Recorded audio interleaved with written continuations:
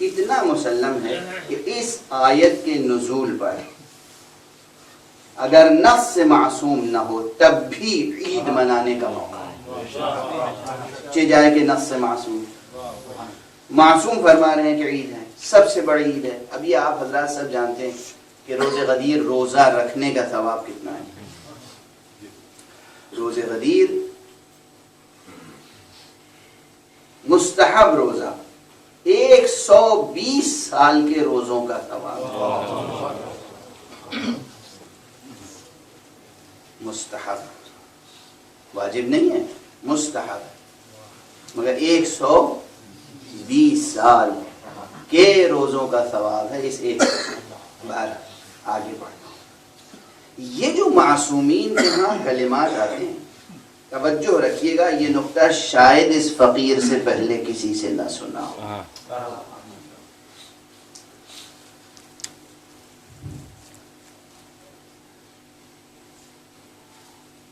بہت سی روایتیں ہیں جن میں معصوم فرما دیتے ہیں کہ یہ عمل کرو، اتنی مدت کا ثواب ملے گا، مدت، وقت۔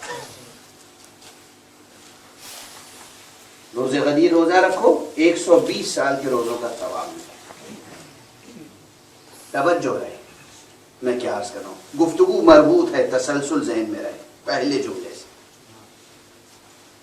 یا ایک اور روایت سنتے جائیے، روزہ غدیر بھی زیارت امام حسین علیہ السلام،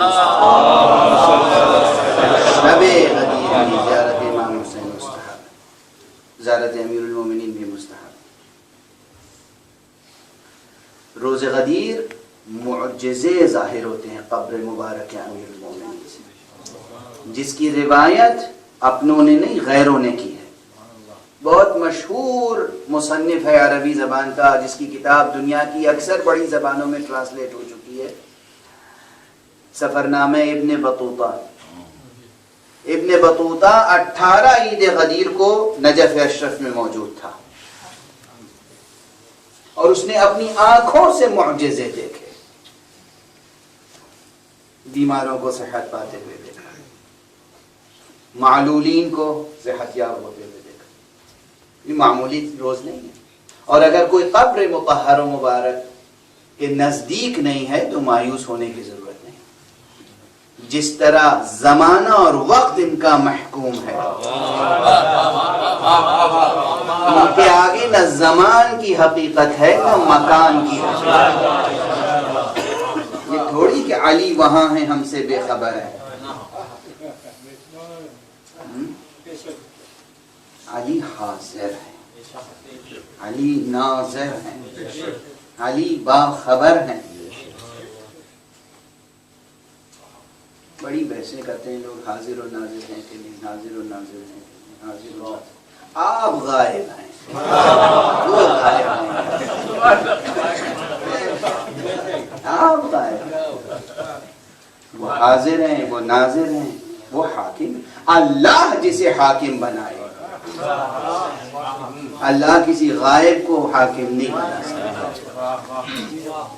نہ ان کے لیے زمان کوئی مسئلہ ہے، نہ ان کے لیے مکان کوئی مسئلہ۔ جہاں بھی ہیں آپ صدق دل سے دیکھیے، اس چیز سے رشتہ قائم کیجئے جو نہ زمانی ہے نہ مکانی ہے۔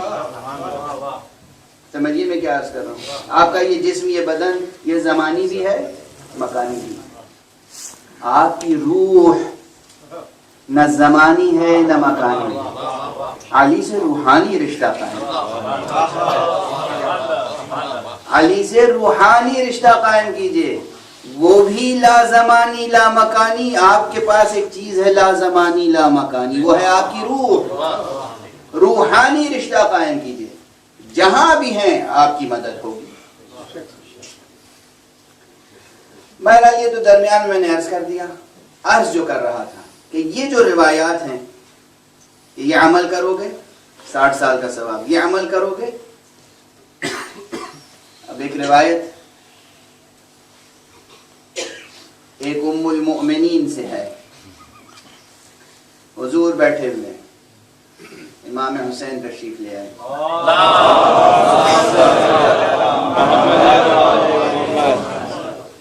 حسین کو آغوش میں اٹھایا، پیار کیا، آنکھوں سے آنسو جاری ہوئے اور فرمایا، واقعات کربلا کی طرف اشارہ کیا اور فرمایا کہ اس کی زیارت کو جو جائے گا اسے اللہ میرے ساتھ حج کرنے کا ثواب عطا کرے۔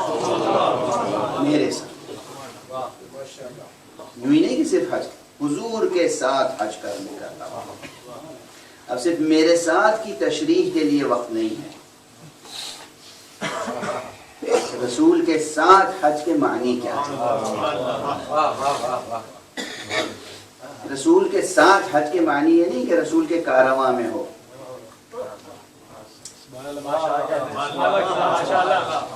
صرف اتنی بات نہیں ہے، یہاں بہت گہری بات ہے۔ بہت سے لوگ رسول کے کارواں میں تھے، رسول کے ساتھ نہیں تھے۔ تھے کارواں میں، ساتھ نہیں تھے رسول۔ رسول فرمانے میرے ساتھ حج کرنے کا ثواب۔ انہیں حیرت ہوئی، تعجب لاحق ہوا، کہ آپ کے ساتھ حج کا ثواب؟ کہ ایک نہیں 10 حج کا ثواب۔ کہ 10 حج کا ثواب؟ کہ نہیں 10 نہیں 20 حج کا ثواب۔ ان کی حیرت بڑھتی گئی، پیغمبر کی عطا بڑھتی۔ یہاں تک کہ روایت ہے آپ نے فرمایا 1,20,000 حج کا ثواب۔ توجہ ہے، بس یہاں ٹھہر جاتا ہوں، یہاں ٹھہر جاتا ہوں۔ اس طرح کی جتنی روایتیں، یہ ثواب عطا کرنے کا حق صرف اسی کو ہو سکتا ہے وقت جس کا محکوم۔ صلوات پڑھ دیجئے محمد۔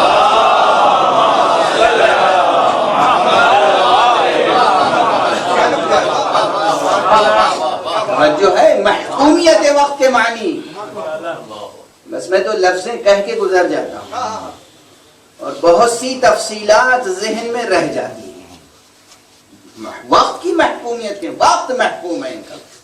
کہہ دیا 120 سال تو وہ 120 سال ہے، یہ مبالغہ نہیں ہے، دل جوئی نہیں ہے، دل جوئی نہیں ہے، مبالغہ نہیں ہے۔ کہہ دیا تو اس نے کہا ہے کہ جس کی زبان قول کن فیکونی کی امانت دار ہے، اس نے کہا ہے جس کا ارادہ کن فیکونی ہے،